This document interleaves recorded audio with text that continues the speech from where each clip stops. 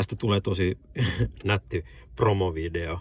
Likainen screeni, pikkasen hajalla ja näin poispäin, mutta mä näytän nyt nopeasti toi appi tässä näin.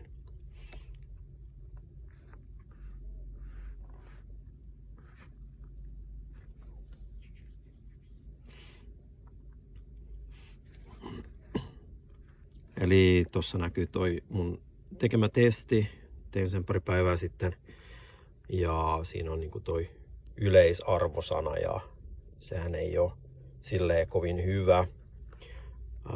Mulla oli alkava flunssa viime viikolla ja se on sitten tietenkin horjuttanut niinku nestetasapainoa ja suoloja ja sitten mä oon vetänyt vähän ylimääräistä sinkkiä ja C-vitaa, niin sekin näkyy tuloksissa.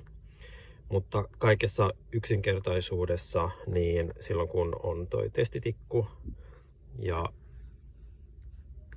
haluaa tehdä testin, niin tässä on ihan niinku yksinkertaiset ohjeet, että miten toimia. Ja sitten kun aloittaa tämän testin, niin valitsee heti alkuun, että haluuko dipata, missä se pissa on, vai haluuko pissata suoraan siihen tikulle.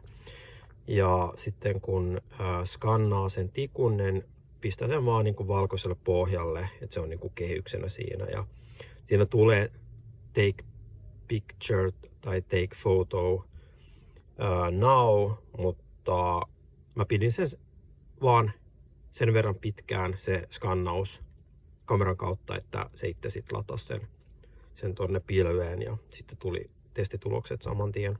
Se on tosi helppoa ja yksinkertaista käyttää ja sitten voi saada vähän. Mulla on ihan paska tää screen suojaus, että ei meinaa niinku välillä niinku toimia kun painaa, varsinkin toi yläreuna. Ja mullahan oli toi home valittuna ja yritin painaa sitä, mutta tosta sit saa niinku jotain vinkkejä kans muutosta varten, että pystyy niinku nostaa sitten niinku niitä omia tuloksia ja se on tietenkin niinku ihan hyvä ehkä ostaa niinku muutaman tämmöisen testitikun sitten, että pystyy seuraamaan sitä kehitystä ja parantaa omaa hyvinvointia, mutta tässä on yksinkertaisia hyviä ohjeita ja tosiaan niinku 10 eri asiaa testataan ja näin poispäin. Mut joo, appi on aika kevyt, nopea käyttää, suoraviivainen ja niin, suosittelen.